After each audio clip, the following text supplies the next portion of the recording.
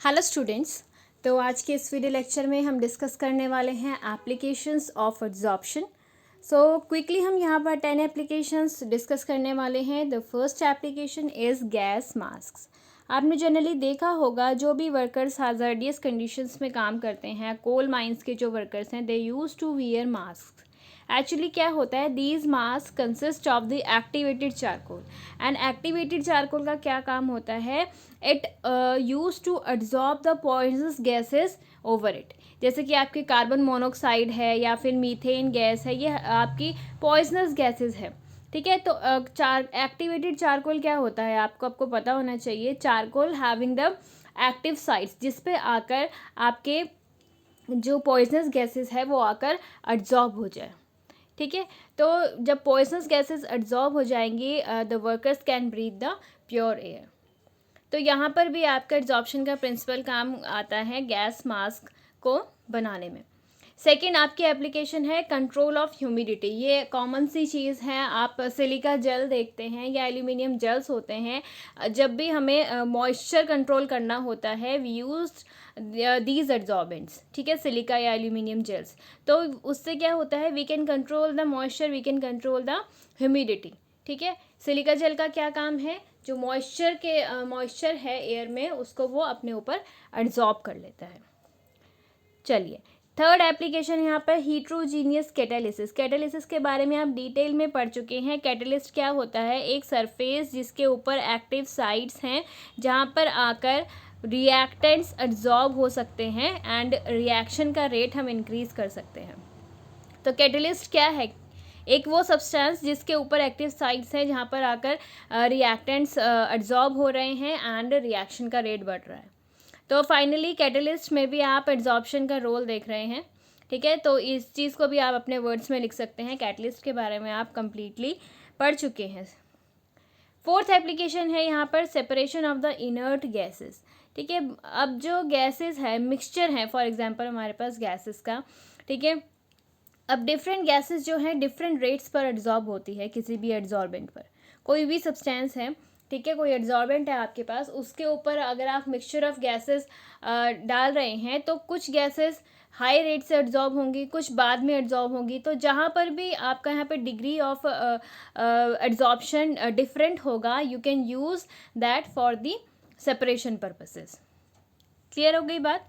Fifth है आपका froth flotation method. इस मेथड को आप कंप्लीटली 6th चैप्टर में भी डिस्कस करेंगे।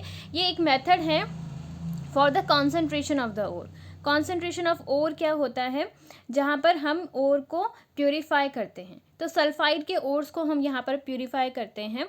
Actually what we do, we use the powdered form of that ore, we make a suspension of it with the water and उस suspension में हम बहुत सारे ऑयल्स, जिसे कलेक्टर्स बोलते हैं, आप डिटेल में पढ़ेंगे, पाइन ऑयल वगैरह डाल देते हैं एंड उस पूरे सोल्यूशन को हम एक रोटेटिंग पैडल से बहुत स्पीड से रोटेट करते हैं। ठीक है, इस मिक्सचर को। अब इस मिक्सचर में होता क्या है, जो लाइट पार्टिकल्स, बबल्स आपके यहाँ पर आकर कलेक्ट हो जाते हैं, जिसे हम फ्रॉथ बोलते हैं। एंड इन बबल्स के ऊपर ही आपका जो हमें सेपरेट करना है सल्फाइड का, और सल्फाइड में से जो इम्प्योरिटीज़ सेपरेट करनी है, इम्प्योरिटीज़ नीचे रह जाती है एंड जो बबल्स ऊपर आपके कलेक्ट हुए हैं, जिसे हम फ्रॉथ कह रहे हैं, वो ऊपर आकर you can separate it, you can collect it. ठीक है, एंड आगे आपका प्रोसेस है, we can dry that froth and collect the what we needed. ठीक है, तो यहाँ पर एक्चुअली एड्जॉर्प्शन का क्या रोल है, ये चीज़ आपको समझनी है। जो हमने पाइन ऑयल डाला, जो फ्रॉथ बना, फ्रॉथ के ऊपर एक्चुअली जो पार्टिकल्स हैं वो आकर एड्जॉर्ब हुए। ठीक है, तो यहाँ पर भी आपका एड्जॉर्प्शन का प्रिंसिपल काम कर रहा है। ठीक है, आपको यहाँ पे डिटेल में बताने की ज़रूरत नहीं है, थोड़ा बहुत अपने वर्ड्स में आप लिख देते हैं। Just you need to know कि एप्लीकेशंस क्या हैं एड्जॉर्प्शन की। The sixth application is chromatographic analysis. Chromatographic analysis ये एक टेक्निक है आपकी फॉर द प्यूरिफिकेशन या फिर for the separation of the compounds from a mixture. ठीक है, तो इसे भी आप नेक्स्ट चैप्टर में कंप्लीट स्टडी करेंगे। एक्चुअली इसमें क्या होता है, इसमें आपके 2 फेजेस होते हैं, स्टेशनरी फेज़ होता है एक, एंड एक मोबाइल फेज़ होता है। इस तरीके से अगर आप एक कॉलम ले लें, ठीक है। तो यहाँ पर जो आप स्टेशनरी फेज़ है, ठीक है, वो किस चीज़ का होता है, एड्जॉर्बेंस होता है वो एक्चुअली, या तो सिलिका का हम ले सकते हैं या फिर आपका एल्यूमिना ले सकते हैं, ठीक है। तो ये क्या है, स्टेशनरी फेज़ हो गया, जिसे हम यहाँ पर फिल कर देंगे इस कॉलम में। अब जो मिक्सचर है हमारा, जिसे हमने सेपरेट करना है, उसका सोल्यूशन हम इसके ऊपर से डालेंगे एंड जो इस मिक्सचर में कंपाउंड्स होंगे वो डिफरेंट रेट्स पर इन एड्जॉर्बेंट्स पर एड्जॉर्ब होते हैं, ठीक है। जो तो आपका जल्दी एड्जॉर्ब हो जाएगा वो ऊपर की तरफ यहाँ पर आपको एक बैंड दिखाएगा, एंड जो कंपाउंड लेट एड्जॉर्ब होगा उस मिक्सचर में से वो आपको नीचे कॉलम में यहाँ पर बैंड दिखाएगा। तो इस तरीके से आपको बैंड्स नज़र आते हैं डिफरेंट कंपाउंड्स के ऑन दीज एड्जॉर्बेंट्स, ठीक है। कंप्लीट स्टडी करेंगे। फ़िलहाल के लिए इतना ही आइडिया काफ़ी है कि कैसे इस टेक्निक में हम एड्जॉर्प्शन का यूज़ कर रहे हैं। चलिए जी, 7th एप्लीकेशन है आपकी इन क्यूरिंग द डिजीज़, ठीक है। डिजीज़ कई सारी ड्रग्स ऐसी होती हैं जिसमें एक्चुअली क्या होता है, जर्म्स आकर एड्जॉर्ब हो जाते हैं and when they get adsorb they got die, ठीक है। तो इस तरीके से हम we use to kill the germs by adsorption. Clear हो गई बात। 8th application is production of the high vacuum, ठीक है।